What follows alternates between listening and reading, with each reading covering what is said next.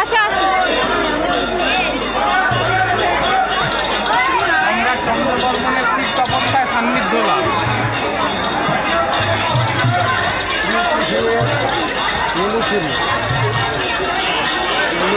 হাড়িটা দেয়নি কেন? হ্যাঁ সেটাই তো। এইটাই তো ভুল করে গেছে। আর এখানে ঝুলাতে হতো একটা দইয়ের হাঁড়ি।